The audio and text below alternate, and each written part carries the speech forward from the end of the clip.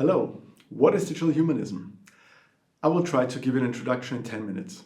My name is Peter Knees. I'm a professor for computer science at TU Wien and part of the UDIT project, the European Digital Humanism Initiative. Digital humanism as a term has been used several times in different contexts prior to the UDIT project, which itself has its roots in the Vienna Manifesto that I will talk about next.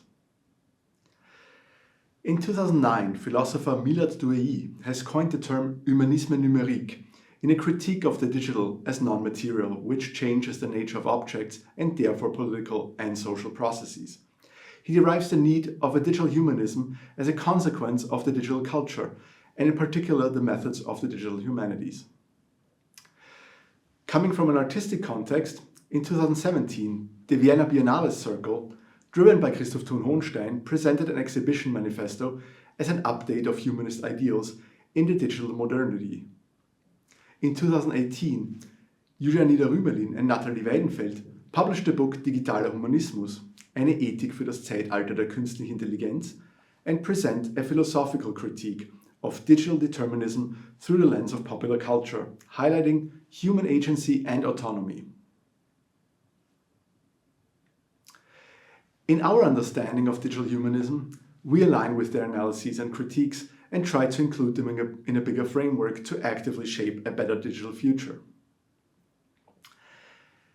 Based on the initiative of the Dean of the Faculty of Informatics at the time, Hannes Wertner, in 2019 we organized the first Vienna workshop on digital humanism at TU Wien. The idea was to bring a highly interdisciplinary group of scholars and decision makers together to discuss the history and impact of information technology, asking how did we get here, humans and society and the obvious needs for ethics in AI, where are we now, and the dynamics of a new world, where are we going? This is the group photo. I'm on the right. Let me get out of the picture for a moment so you can see everyone. The most important outcome, beside the formation of an international core community, was the Vienna Manifesto on Digital Humanism. It is a call for reflection and action addressed to researchers in academia and industry, as well as to policymakers. And it is also a research program. It states core principles of a practical and pragmatic approach to digital humanism. I invite you to read the manifesto yourself and support and share it if you like. It is linked in the description, but I will paraphrase some of the core messages for you. We call for digital technologies to be designed such that they promote democracy and inclusion. We call for taking responsibility and not hiding away behind AI or proclaimed objective and impartial decision algorithms, therefore requiring that decisions that affect human rights must be made by humans. Regarding development and design, we call for fairness, responsibility and transparency of software programs and algorithms. On the political and economic level, we must take action by intervening against tech monopolies. Monopolies and power concentration stifle innovation. To create new knowledge and enhance critical thinking, universities have a particular responsibility and must connect different scientific disciplines, also in teaching. And of course, academic and industrial researchers must maintain an open dialogue with society. We need to shape the digital future in an inclusive way as a society and empower everyone to participate in this process. The manifesto implicitly gives a definition of digital humanism. Digital humanism analyzes and, most importantly, influences the complex interplay of technology and humankind for a better society and life, fully respecting universal human rights. We must shape technologies in accordance with human values and needs. Our task is not only to rein in the downsides, but also to encourage human-centered innovation. Now let's take that definition to reflect on what kind of humanism we are dealing with here. If anything, it is a critical post-humanism, renouncing the problematic idealization of the individual in historic humanisms and their separations into good and not so good humans and their historically disastrous and dehumanizing consequences. In fact, we build our digital humanism on the basis of human rights. Digital humanism is not normative on the people, but very much normative on technology. The human-centered approach does not target the optimization of the individual, but the benefit of community, society, and the planet. As such, it calls for a clear separation between humans and machines. Therefore, digital humanism rejects the various notions of transhumanism.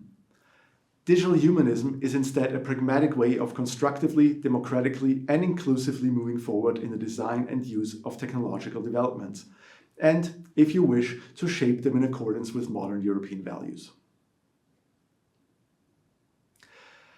Since the first Vienna workshop, digital humanism has seen widespread responses, and its international community has been highly engaged and active in realizing the ideas outlined in the manifesto.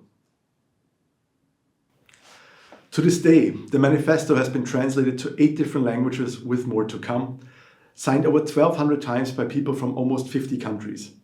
Digital humanism has found its way into governmental programs and declarations, research and innovation programs, fellowship programs, and official statements of the EU, for instance at the United Nations, and forms the basis for international alliances that grow the network and keep the movement going.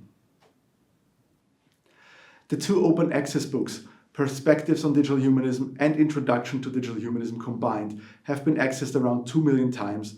The online lecture series, organized since 2020, has so far hosted over 80 expert lectures, and together with the workshops and the summer schools, we have created over 200 hours of online content on various topics connected to digital humanism. We at TU have partnered with UNESCO and established the UNESCO Chair at Digital Humanism, which I hold together with Julia Neidhardt, and which allows us to bring technical expertise into broader contexts and digital humanism into education programs.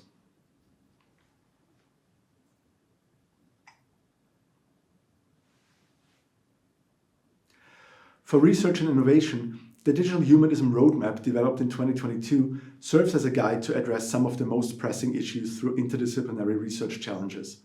This concerns the areas of AI and automated decision-making, work and automation, privacy, security and surveillance, platform monopolies and market concentration, the impact of online media, digital sovereignty, and sustainability and the environment. The UDIT project works on translating the principles of digital humanism into operationalizable goals and to define KPIs to make them viable in practice and innovation.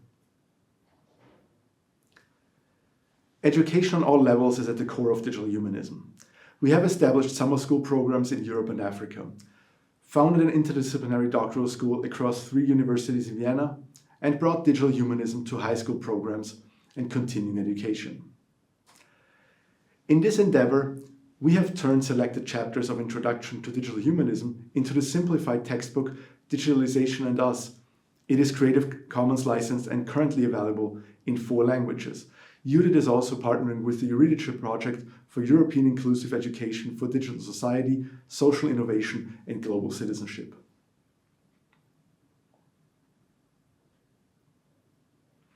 On a political level, digital humanism calls for active engagement. We need to rally the civil society to use the tools of democracy in order to preserve democracy, also in the digital world. Digital humanism is about getting active and shaping the digital future. All of us, for all of us. Join the network and be a part of Europe's Digital Humanism Initiative.